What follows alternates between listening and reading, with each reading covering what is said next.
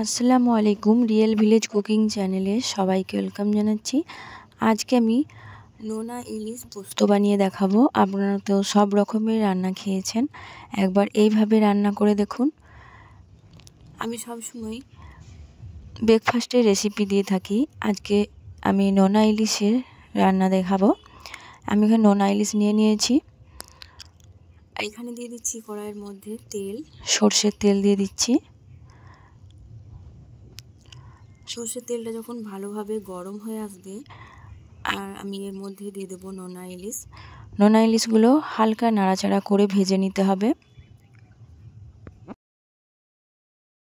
এই নোনা ইলিশের মধ্যে লবণ এবং হলুদ দেওয়া আছে, সেজন্য আমি এমনিই ভেজে নিলাম।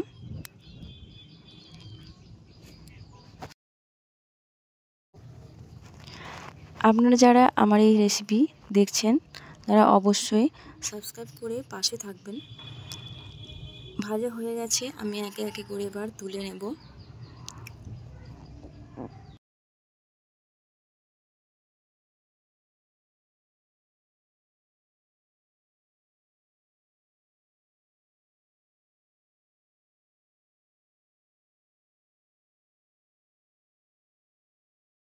যারা নোনা ইলিশ খেতে পছন্দ করেন তাদের জন্য আজকের এই রেসিপি।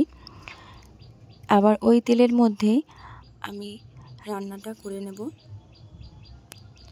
দিয়ে দেবো এখানে একটা বড় সাইজের পেঁয়াজ কুচি করে। পেঁয়াজটা কিছুক্ষণ নাড়াচাড়া করে একটু ভেজে নিতে হবে, খুব বেশি ভাজবো না। হালকা তেল মশলায় এরকম একটা মজাদার খাবার।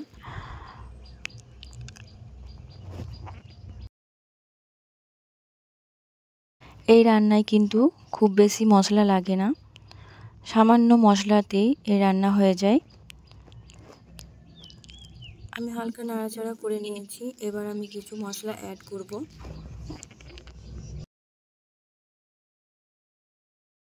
আমার চ্যানেলে অনেক রকমের রান্না আছে, আপনারা দেখতে পারেন, খুবই ভালো লাগবে, আপনাদের পছন্দ হবে।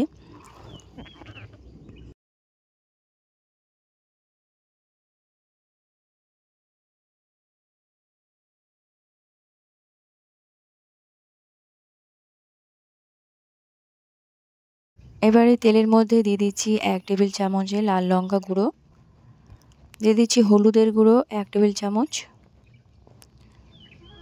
আর কিছু মশলা দেব না। এই হলুদ গুঁড়ো আর লঙ্কা গুঁড়োটা একটু তেলের মধ্যে ভালো করে নাড়াচাড়া করে নিতে হবে। এখানে গ্যাসের ফ্লেমটা আমি লোয়েতে রেখেছি।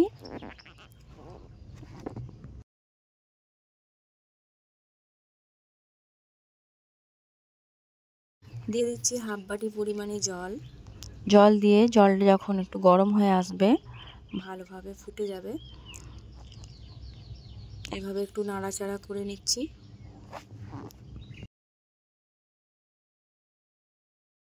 এবার ভেজে রাখা নোনা ইলিশগুলো দিয়ে দেব।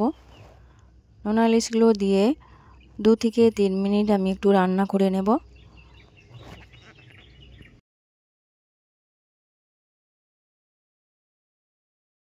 এখানে আপনারা লবণটা টেস্ট করে দেবেন, কারণ নোনা ইলিশের মধ্যে অনেক লবণ থাকে। আমি এখানে লবণ সামান্য পরিমাণে লবণ দিয়ে নেব।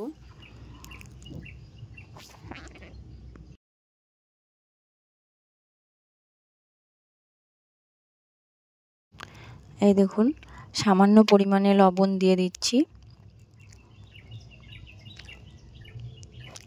আবার আমি 1 মিনিট রান্নাটা করে নেব, একটু নাড়াচাড়া করে। আমি আগের থেকে পোস্ত এবং সাদা তিল বেটে রেখেছি, আপনারা চাইলে শুধু পোস্ত দিয়েও বানাতে পারেন। আমি এখানে 2 টেবিল চামচ দিয়ে দেব।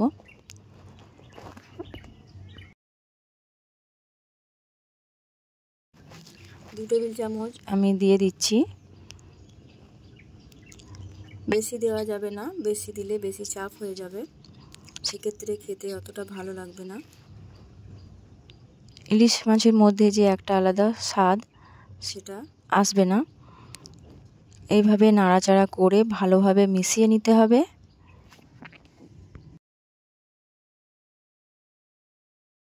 পোস্ত দেওয়ার পর বেশিক্ষণ রান্না করা যাবে না, মাত্র 1 থেকে 1.5 মিনিট আমি একটু রান্না করে নেব। খুব সুন্দর একটা কালার চলে আসবে, দেখতেও যেমন সুন্দর, খেতেও কিন্তু অসাধারণ টেস্টি হয়। গরম গরম ভাতের সঙ্গে খেতে কিন্তু খুবই ভালো লাগবে। আপনারা যারা নোনা ইলিশ খেতে পছন্দ করেন তারা এই রেসিপিটা ট্রাই করতে পারেন। তাহলে আমার এই রেসিপি আপনাদের কেমন লাগলো অবশ্যই কমেন্টে জানাবেন। যদি ভালো লেগে থাকে সাবস্ক্রাইব করে পাশে থাকার অনুরোধ রইল। এইভাবে আপনারা বাড়িতে ট্রাই করবেন। খুব সুন্দর একটা কালার এসেছে, খেতেও কিন্তু খুবই ভালো।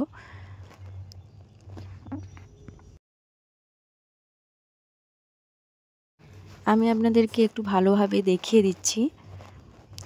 এই দেখুন, তাহলে বন্ধুরা অবশ্যই বাড়িতে একবার ট্রাই করে দেখবেন, খুবই ভালো হবে। তাহলে আজকের রেসিপি এখানেই শেষ করছি।